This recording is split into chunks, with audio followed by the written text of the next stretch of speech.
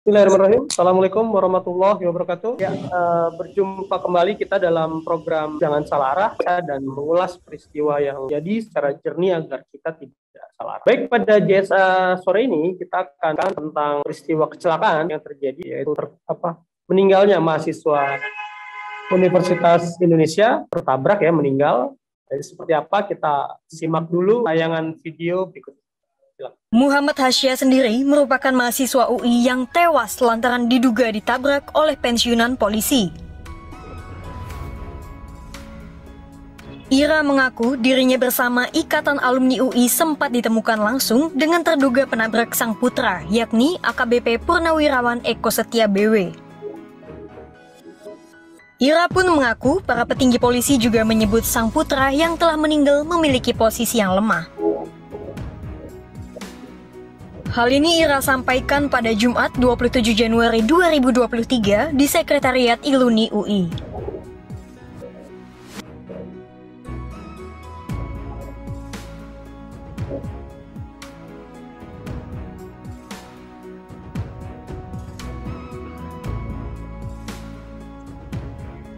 Ira pun sontak marah dengan pernyataan para polisi dan keheranan dengan tingkah para penyidik polisi yang menyudutkan anaknya.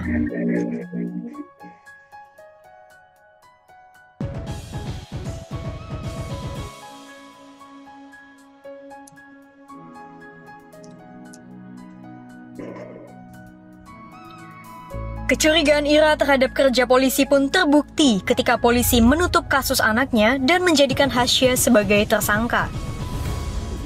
Pasalnya, beberapa waktu yang lalu Direktur Lalu Lintas Polda Metro Jaya, Kombes Latif Usman menyebut Hasya tewas karena ulahnya sendiri. Namun tim advokasi keluarga Hasya menemukan fakta bahwa polisi yang diduga menabraknya tak menolong Hasya di tempat kejadian perkara. Pasalnya, seorang teman Hasya yang menjadi saksi mengaku Hasya terkapar cukup lama di jalanan. Kendati demikian, terduga Eko Setia tak lekas menolong Hasya yang kritis dan enggan untuk bertanggung jawab untuk membawa korban ke rumah sakit. Akibatnya, saat tiba di rumah sakit, Hasya telah meregang nyawa. Kendati demikian, belum bisa dipastikan apakah Hasya meninggal di dalam ambulans atau di lokasi kejadian. Namun tim advokat keluarga Hasya, Gita Paulina menyebut penetapan tersangka terhadap kliennya berat sebelah dan polisi tidak melihat kasus secara menyeluruh. Kini polisi telah menutup kasus yang terjadi pada 6 Oktober 2022 ini dan menetapkan korban kecelakaan Hasya menjadi tersangka. Polisi menilai Hasya kurang berhati-hati dalam mengendarai motor di situasi jalan yang sedang licin karena hujan. Kepolisian pun menganggap motor yang dikendarai Hasya oleng dan menabrak mobil Pajero milik AKBP Eko Setia. Ini langsung saja nih, saya ingin berdiskusi dengan Bang Ahmad Hidayat terkait dengan peristiwa ini. Hasya ya, meninggalnya mahasiswa UI yang tewas karena tertabrak atau bertabrakan ya dengan mobil seorang pensiunan polisi. Nah, kemudian kejadiannya Oktober ya, sudah Februari, tiba-tiba ditetapkan sebagai tersangka dan ditutup karena meninggal. Nah, ini bagaimana Bang Matur melihat? Silakan. Ya, kita sangat prihatin ya atas meninggalnya seorang mahasiswa UI, salah satu penerus bangsa ya, salah satu putra terbaik Indonesia ini. Bisa masuk UI kan nggak sembarangan ini bro ya. Dan saya kira kita sangat bersedih karena meninggalnya putra terbaik bangsa, tidak hanya keluarganya, ibunya yang berduka, tetapi sesungguhnya seluruh bangsa Indonesia berduka bro Mustafa ya. Karena ini meninggal seseorang yang sebetulnya punya masa depan. Kita nggak tahu, siapa tahu salah seorang dari anak UI bisa menjadi menteri, presiden yang kemudian punya manfaat banyak kepada masyarakatnya ya kan. Kita nggak tahu. Jadi saya kira ini kita adalah orang-orang yang berduka, orang-orang yang ditinggalkan ya, dan ini adalah kita kehilangan yang sangat besar ya. Ini profilnya kelihatan, yang ini beda lagi ya Bro Mustafa ya. Ya, jadi saya kira yang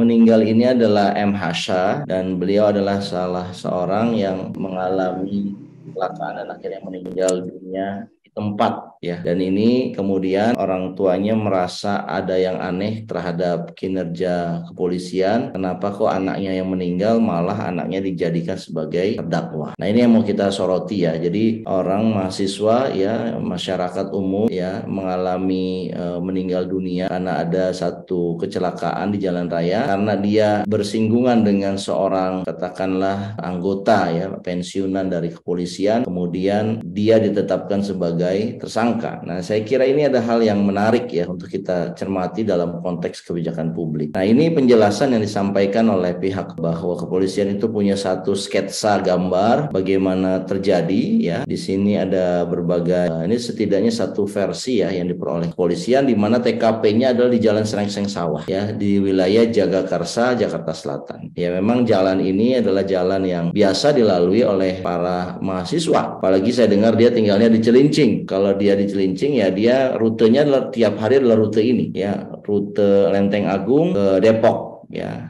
Dan ini kalau lihat di pengendara ya di sini ini versi polisi ya, menabrak kemudian jatuh dan akhirnya meninggal dunia di sini. Ya, dan saya kira ada pernyataan yang menarik ya bahwa kalau dia dijadikan terdakwa karena dia lalai ya, karena jalannya licin, mungkin hujan, dia kecepatan tinggi ya sebagaimana yang dituduhkan oleh pihak kepolisian, maka ketika jatuh itu kan biasanya ya orang-orang yang berada di sekitar itu segera menolong, terutama orang yang dituduh ya menjadi bagian yang terlibat dari kecelakaan ini, yaitu seorang pensiunan polisi ya, AKBP siapa namanya, Heru ya. Ya, saya kira ini yang perlu kita soroti bahwa ini perlu dipanggil saksi-saksi yang lebih detail. Tapi setidaknya secara sederhana, jangan kepolisian kita ini kadang-kadang narasi atau apa istilahnya ya, komunikasi publiknya itu sangat rendah sekali. Ya, kasus seperti ini ya, yang meninggal siapa, kemudian yang meninggal ini dijadikan terdakwa. Pertama, yang meninggal ini kan nggak punya kemampuan untuk membela diri, ya kan? Ini yang paling parah ya. Jadi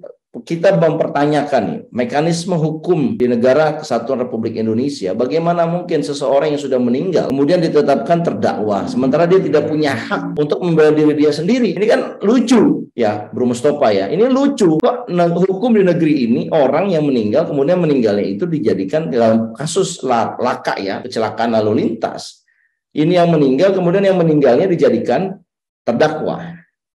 Ya, kita juga melihat ada beberapa bulan, saya kira 1 tahun yang lalu, ada 2 sejoli di Nagrek ya, yang ditabrak dan kemudian ditolong. Ternyata kondisi yang 2 orang sejoli ini sudah meninggal dan akhirnya dibuang. Dan pelakunya adalah seorang anggota TNI. Ya, seorang berpangkat kolonel kalau saya tidak salah, dan kemudian terbukti bahwa meskipun itu sebenarnya nggak ada saksi selain CCTV ya, dan rekaman ya, menurut saya rekaman bukan CCTV, rekaman dari orang yang ada di pinggir jalan, dan ternyata pelakunya adalah ya orang ya anggota ini, dan akhirnya anggota ini diadili dengan hukuman yang sangat berat, yaitu diberhentikan dari keanggotaannya sebagai anggota TNI. Nah, tapi kan sekarang ini agak berbeda nih ketika menyangkut kepada anggota ataupun pensiunan anggota polisi. Yang terjadi adalah malah yang dijadikan tersangkanya adalah yang meninggal ini. Sementara keterangan saksinya ya menurut keterangan yang lain dari teman-temannya, kalau seandainya yang salah adalah sang mahasiswa ini ya, M. Hasya ini, maka ya kan bagaimanapun pas ketika kejadian si orang ya pensiunan polisi ini harusnya menolong cepat. Nah, ini ada satu fakta yang aneh ketika dia melihat kejadian, kalaupun yang salah adalah pengendara motor, kenapa dia tidak membantu menolong cepat gitu loh. Jadi kayak ada rasa guilty, rasa bersalah, rasa takut untuk dia menolong. Sehingga saksi dari temannya M. Hasya ini mengatakan bahwa jasad Hasya itu tergeletak cukup lama di jalanan. Ya, yang diduga pelakunya, ya seharusnya diduga pelakunya malah tidak memberikan bantuan yang secukupnya gitu lah, yang menurut kemanusiaan itu diperlukan. Nah, ini sebenarnya apa yang sedang terjadi ya, Bro Mustafa ya, dalam konteks penerapan hukum di negara kita ini. Ya, selain kita mempertanyakan apa yang sedang terjadi dalam penegakan hukum kita juga mempertanyakan ya persoalan kenapa ya masyarakat yang lemah, apalagi orang yang sudah meninggal, ini diberikan satu tuduhan yang berat tanpa dia kemudian punya kesempatan untuk membela diri. Ya ini kan nggak fair kelihatannya gitu loh. Ya kalau yang kemudian terjadi apa istilahnya pemeriksaan ya yang sebagainya itu kan bisa kemudian orang yang masih hidup misalkan ya, itu kan dia bisa bertanya dan bisa membela diri. Tapi ini kan orang yang sudah meninggal gitu loh. Nah memang ini ada yang aneh dari kasus ini ya, saya kira kita mengangkatnya dalam topik jangan salah arah agar mendapatkan atensi ya. Mudah-mudahan ada beberapa saksi lagi yang melihat sebenarnya kejadian nggak kayak begitu. Ini bukan kesalahan si Harsha ini, tapi ada upaya kelihatannya ada orang-orang yang ingin melindungi sang pelaku sampai akhirnya sang pelaku ini akhirnya karena ada apa istilahnya persekongkolan, maka dia menetapkan yang meninggal ini jadi terdakwa agar dia bisa bebas sebebas-bebasnya dari jeratan hukum. Nah, ini yang saya kira kita perlu angkat ya. Di samping tadi saya sudah sampaikan komunikasi publiknya dari teman-teman kepolisian kita ini ternyata tidak belajar dari kasus Sambo, dan sebetulnya memori manusia Indonesia masih ingat akan kasus KM50 ya, di mana 6 orang meninggal, 6-6-nya dijadikan tersangka. Yang padahal ternyata di beberapa investigasi saksi mengatakan bahwa ketika di rest area KM50 itu seluruh orang yang dinyatakan tersangka itu masih hidup. Tapi dikabarkan ketika sudah sampai rumah sakit, dia meninggal semua. Ya ini yang kemudian memori orang masih ada gitu, kok ada orang yang begitu ya dengan kasus Satgasus yang kemudian dibolak-balikkan, yang benar jadi salah, yang salah jadi benar. Nah kita ingin juga mendengarkan sebenarnya kesaksian dari masyarakat yang ada di sekitar. Dan ini penting ya kita angkat ini ke permukaan. Siapa tahu ada masyarakat yang di sekitar ya kira-kira TKP-nya jalan seleksi yang sama, mungkin dia melihat persis kejadian seperti apa dan dia bisa kemudian memberikan penjelasan yang seperti yang sebenarnya bahwa ini terjadi kasus tabrak lari atau terjadi kecelakaan yang keduanya apa istilahnya bersalah gitu ya. Jadi saya kok termasuk orang yang punya pandangan bahwa kalau kejadian laka itu terjadi memang bisa diakibatkan oleh salah satu. Tapi kalau saya berpendapat ya ini dua-duanya bisa berbuat salah juga gitu. Tinggal berbuat kesalahan yang mana, tetapi ketika polisi dengan buru-buru mengatakan bahwa yang meninggal ini yang dijadikan tersangka, ya didakwa malah dialah pelaku yang lalainya, ya ini kan jadi aneh. Sementara yang bersangkutan tidak bisa membela diri. Saya kira itu ya, Bro Mustafa. Baik, Bang. Ya ini kan dari pengakuan ibunya ya, dikatakan kan sempat juga dipanggil pihak kepolisian, kemudian ada semacam apa ya, tanda kutip intimidasi atau yang mengatakan nih posisi anak ibu lemah nih, gitu, segala macam. Nah ini kan sebetulnya hal yang tidak wajar Bang ya dalam peristiwa ini. Gimana Bang? Ya, saya kira ini satu jadi fakta penting ya. Kok setelah kejadian orang tuanya tidak didampingi oleh penasihat hukum, didatangi oleh beberapa orang yang katanya adalah beberapa petinggi dari kepolisian, dan dia minta damai. Ya saya kira kalau misalkan ujungnya ujungnya ada pengajuan damai, ya saya kira harusnya ya ini nggak perlu seperti dia dikerubungin dan kemudian tidak didampingi oleh penasihat hukumnya. Ya tentunya yang kayak begini kan kayak ada suasana intimidasi yang dilakukan oleh oknum dari anggota polisi itu. Nah saya kira ini juga menunjukkan bahwa kenapa ada kayak kesan intimidasi. Jangan-jangan ini menunjukkan bahwa ada yang salah, ada yang ingin disembunyikan, sehingga cepat-cepat mendatangi dan meminta damai. Yang harusnya kalau dia dari pihak kepolisian merasa dia adalah benar, ya terus saja masuk ke pengadilan, ya kan? Dia punya mungkin ada saksinya yang menguatkan dakwahannya itu, ya kan? Kemudian dia punya perangkat-perangkatnya, malah lanjut aja. Tapi kenapa kemudian meminta damai?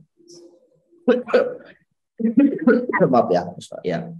Nah, ini kan satu hal yang agak mencurigakan kalau ternyata dia tidak bersalah, yang salah adalah mahasiswa UI ini kenapa kemudian dia minta damai, iya nggak? Ya ini Sekarang apalagi belum masuk pengadilan sudah jadi tersangka, Bang ya. ya ini kan masih dalam tahap otoritasnya ke polisi. Jadi polisi mau menetapkan siapapun jadi tersangka kan silakan, selama nanti dia diajukan berkasnya ke kejaksaan, apakah kejaksaan akan mengembalikan berkasnya karena kekurangan bukti ya, atau akan memprosesnya. Kan ini masih panjang. Dengan ada informasi dari Ibu tadi ya, bahwa ini ada petinggi yang ingin minta damai, itu mengesankan bahwa sebetulnya apalagi cara minta damainya itu apa istilahnya tersembunyi gitu ya. Pendamping hukumnya ya tidak boleh ikut. Nah, ini kan kayak kesannya ingin mengintimidasi ya, bahwa ada kesan bersalah dari yang bersangkutan, makanya minta damai. Nah, ini perlu dikembangkan juga ya dari kesaksian ibu korban ini, Bro. Apakah betul ini adalah satu indikasi bahwa sebenarnya ada hal yang ditutupi, yang kemudian ingin membela atau menyelamatkan satu atau dua orang yang mungkin punya kenalan atau bagian dari anggota dari kepolisian. Jelas-jelas ini pelakunya ada kan pensiunan kepolisian ya. Ini perlu di apa istilahnya diperiksa juga. Saya ingin mengatakan begini, Bro. Kalau seandainya memang kepolisian punya ditugaskan oleh negara ya untuk melakukan penyelidikan ya, maka biarkan polisi bertugas sebagaimana fungsinya. Tetapi kami ingatkan bahwa masyarakat Indonesia ya sejak kasus Sambo ini punya satu pandangan terhadap kepolisian kita. Bagaimana seorang jenderal itu bisa melakukan rekayasa kasus. Ya, dia belajar deh ya, sebagainya, yang terjadi ceritanya tembak polisi gitu kan.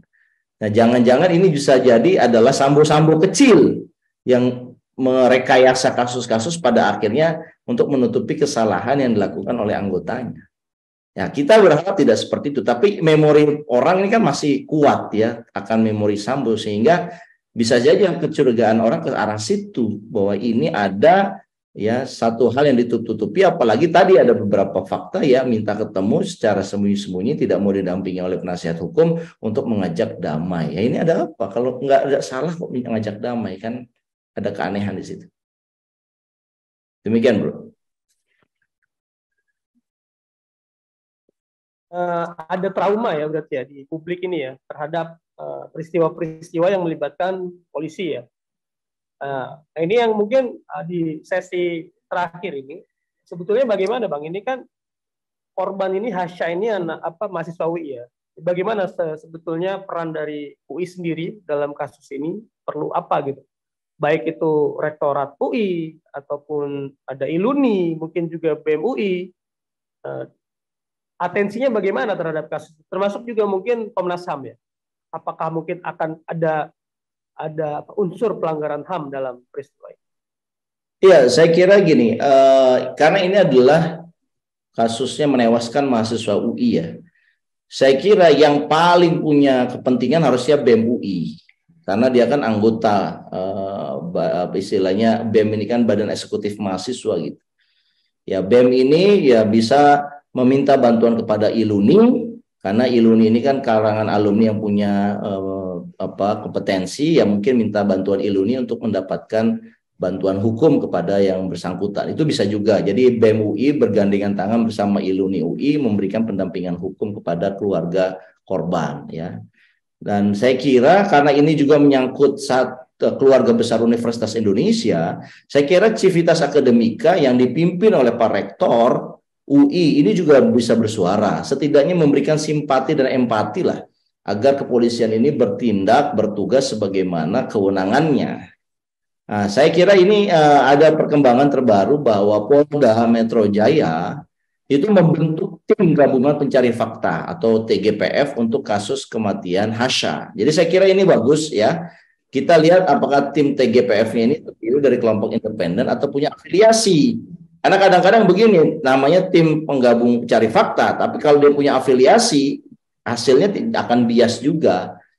Jadi apa yang didukung apa yang didorong oleh Polda membentuk TGPF ini perlu yang mendapatkan perhatian dari masyarakat, dan kita lihat orang-orangnya nih.